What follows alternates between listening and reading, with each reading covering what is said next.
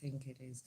Firstly, I have to say that I look like the Joker right now. I looked amazing earlier in the day, but not anymore. I couldn't be bothered to fix it. Secondly, my soul hurts. So, yeah, I'm going to talk about that. Thirdly, the cat, the one from the vlog, is acting a fool right now instead of emotionally supporting me. How dare you, Strike? He scratched my finger and he was chewing on my bra and he's being annoying instead of giving me comfort. How dare you? Okay. Um, where do I even begin with this right now? Okay, let me start by saying that if you've been here long enough since the days of me being a booktuber, you probably already know the story about this godforsaken book. That was snot. I'm sorry. If you don't know who I am or why I'm being terrible to this book, um, when I was 12 years old, I checked it out of the library, not knowing what I was in for, and I read it all the way through to the end. I was at school. I still remember I was in my English class. It was like the last lesson for the day in the afternoon, and I got to the end of this book, and it it it broke my heart, and it was painful, and I wanted to cry, but I didn't because I was in class and I didn't want to get bullied, so I just suppressed it. But it basically almost immediately became one of the books that I love the most in this world. I had to return it to the library. A couple of months later, I wanted to read it again, went back for it, and it wasn't there. And I searched for this book for like 12 years because I was 12 when I was in the 7th grade when I read it, and yeah, I kept going back to the library hoping that I would find it again, and I just didn't. And then randomly, just out of the blue, one of my friends from Europe, from Spain, sent it to me as a gift. And even though I had been searching for it for 12 years at the time, um, I couldn't bring myself to read it because it was just so profound to me. It was the first time that a story actually hurt to read and that it, messed with my emotions and like sucker punched me right in the fucking feels that I didn't want to destroy how I felt about it, so I put it on hold. But as I've mentioned a couple of times now, I want to revisit my favorite stories this year, and for some unknown reason, I decided to start with Firebringer. And there was like this massive interruption in between because I was very busy and very distracted, but I picked it up again a couple of days ago, yesterday, I think, and yeah, finished it now. Well, like 20 minutes ago. So I just need to say, I need more. Remember back in the booktube days when I was very, very proud of the fact that the only book that ever made me cry was The Amber Spyglass. Not anymore. Okay, but in my defense, I suppressed those tears for how many years? I'm so bad at math. Would be 18 years. No. Yes. Am I that old? Oh my god, I need more. Wow. Yeah, if my math is correct, I held all of that pain in for 18 years. And then I got to the end of this book again and I could not keep it in. It was too much. I'm not going to tell you why, in case you want to get a copy of this book and read it for yourself. I won't ruin it for you. But I will say that it's not terribly sad. It's more just that it's bittersweet, but in a way where it will, like, you know, it will take your heart and it will do this to it. And yeah, I wasn't ready for that.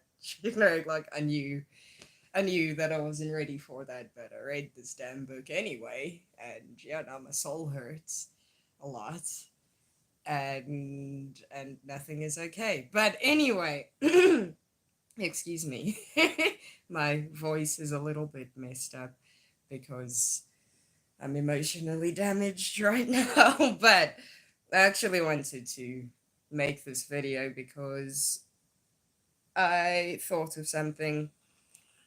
And yeah, well, I could have, you know, just waited until tomorrow and set up to film properly and made a better video out of this. I wanted it to be in the moment. So I've obviously named this stream Don't Read This Book. And this is what I mean by it. I have a question for the bookworms out there. Have you ever loved a book so much and it's had such an insane impact on you that you don't want anybody else to read it? I know that that sounds really weird, but like this book means too much to me. I want it to be mine, you know, like as much as I can only praise this book, and like a part of me obviously will encourage people to go out and find a copy if they can and read it because it's one of the greatest stories ever told. At the same time, it's like, but I don't want y'all to experience what I'm experiencing. I want to be selfish with that because this is special.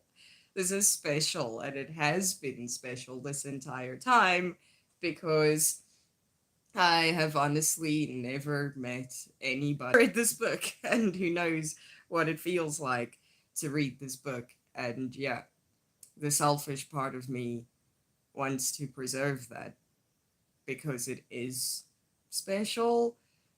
But at the same time, you know, we shouldn't gatekeep stories. And it's a really good book.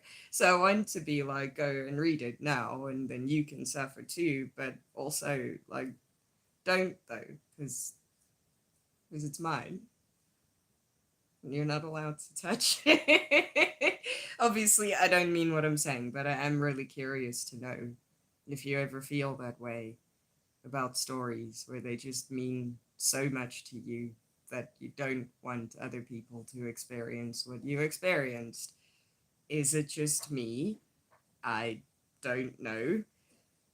I can't really think of any other books that feel this way to me. Like, I mean, there are obviously a lot of books that I love a lot, but they're not obscure. So, for example, his Dark Materials, everybody knows what his Dark Materials is. I bet you at least one person who's going to see this has read his Dark Materials. It's fairly popular. And yeah, although that series, particularly the Amber Spyglass, for some reasons, is like attached to my soul, it doesn't bother me that other people have read it, you know? Excuse me, not that it would bother me if other people have read Firebringer. Again, I'm not gatekeeping the story. I just mean that, like, exactly what I said before. Like, I want to tell you, go find the book and go read the book because it's so underrated.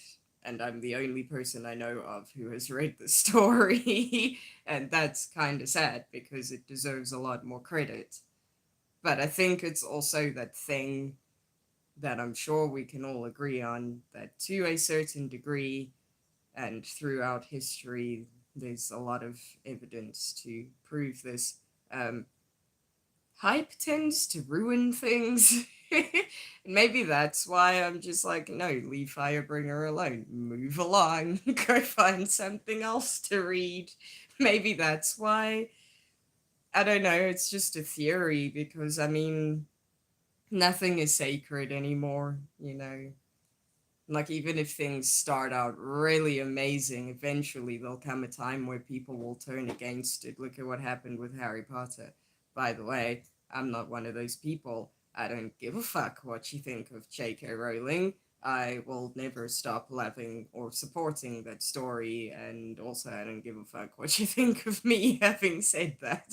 It's none of your business. I love Harry Potter, and I have every intention of continuing to love Harry Potter. I have literally nothing to prove, but look at what happened to that. It used to be the most magical thing that we had, and then people just turned against it and now criticize it every opportunity that they get, whether it's justified or not. And like they're actively trying to tear it to pieces. And most of the time, when people talk about Harry Potter now, it's because they're talking shit about it. So maybe it's a part of me that just doesn't want that to ever happen to Firebringer. Maybe. Actually, I just thought of another series that this applies to. Well, technically it's not one series, but like in my head it serves as a series. So it's the one that I used to mention a lot on my channel when I still did BookTube, A Requiem for Homo Sapiens by David Zindel. But yeah, there's Neverness, the standalone, and then the trilogy, A Requiem for Homo Sapiens. And with that, I know that other people have read these books. I mean, David Zindel is not a nobody. He's my friend on Facebook. I'm just saying. I'm just saying. Yeah, he's not a small time author. If I'm not mistaken, he's made it to the New York Times bestseller list multiple times. And also, I think earlier in his career, he won the Writers of the Future competition. So yeah, he's got a lot of accolades, and you know he is a relatively successful and renowned author. But with that particular series, few people have read it. The only reason why I sometimes interact with other people who have read it is because my sister and my brother have read it, and also because, like I said, I'm friends with David Zindel on Facebook, and so I see people talking about his work. So yeah, I know that it's not um, this teeny tiny series that nobody has ever heard of before, but it's still one of the like underhyped, underrated, almost underground sci-fi stories. It's not exactly one that's going to pop up on everybody's favorite lists, and I feel the same way about those books. But maybe it's different with that series because I suppose a lot of the sensitive people now, the social justice warriors, would find fault with every page of those books, and it's just like, you know what? No, shut your mouth. I don't want to hear it.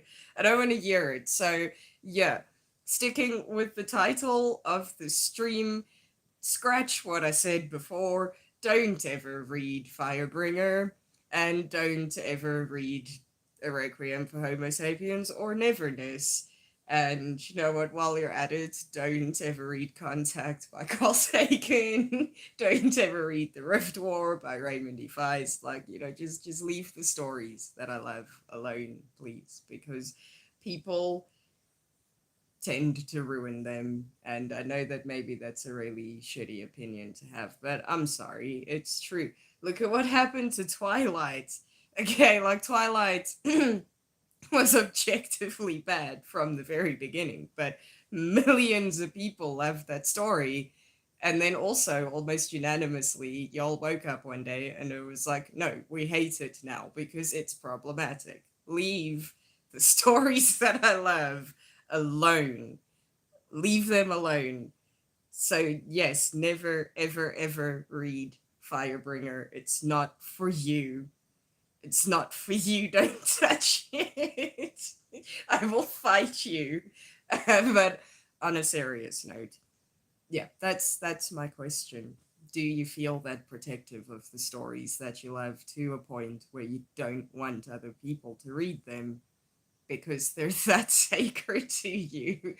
And yeah, to end off, because that was the brunt of what I wanted to say. Yeah, I did cry. I got to the end, and all the trauma Big came. tears. I'm being Wept. mocked. It was not that bad. I'm just saying. I was very angry, You and had a lot more makeup earlier. I don't know if you heard that, but he said that I had a lot more makeup earlier, and it's kind of true.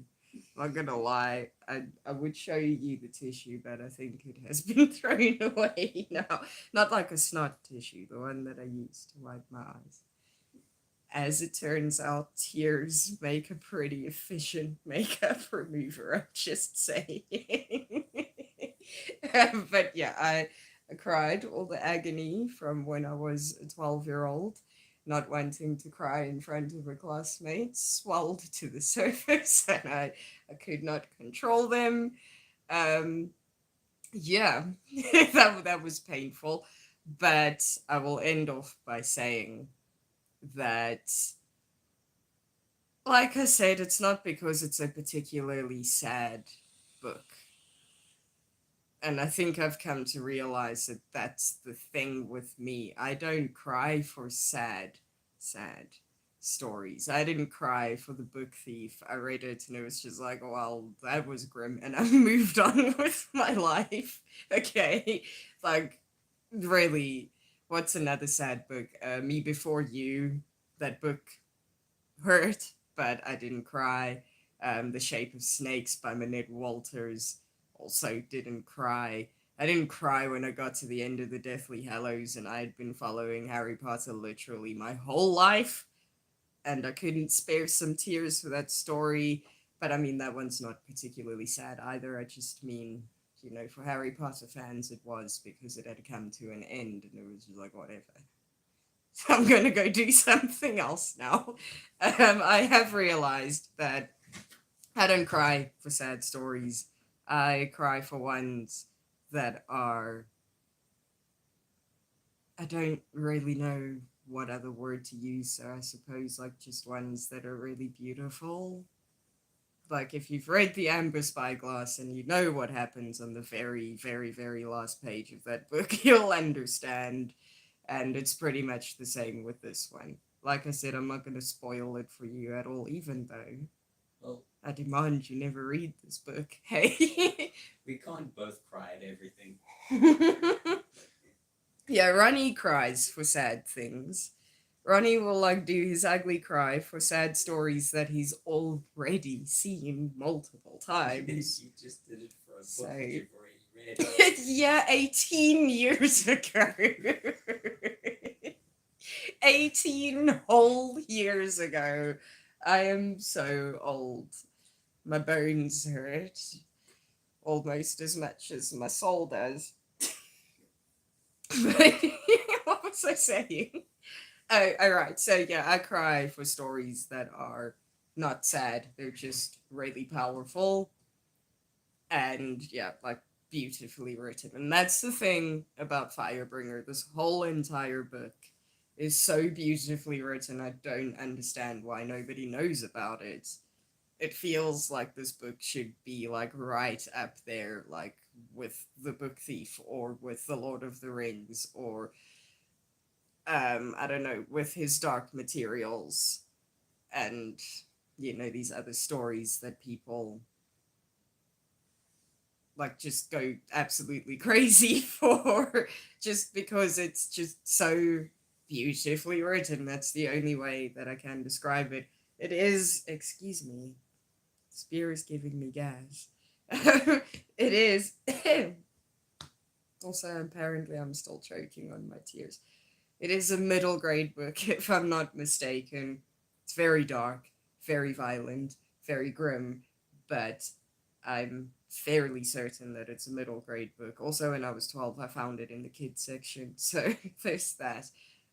So yeah, some of the writing is a little bit sing song and a little bit repetitive, but not in a bad way at all. It's just because there's only so many words you can use to tell a story to kids.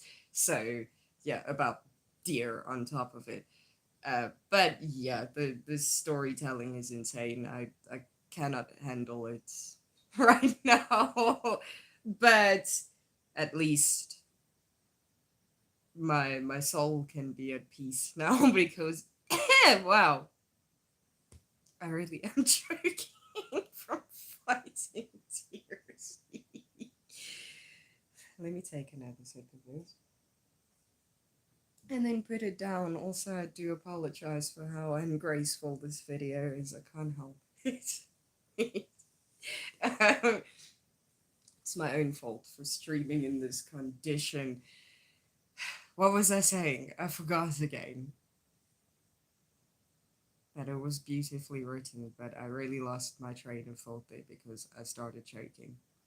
Um, oh no, that's what I was saying, that my soul can be at peace now because, like I was saying, it was a long search to find this book again, and it was one of my favorite stories then, and the entire time it stayed there. Like, it was that powerful in my life that in those 18 years that never dwindled, even though I hadn't read the book at all. It was just like, oh yeah, and Firebringer, that's also a favorite.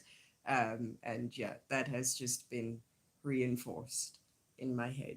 This book is better than pretty much every other book I've ever read in my life, except the ones that I love out of loyalty, like Harry Potter or the Rift War.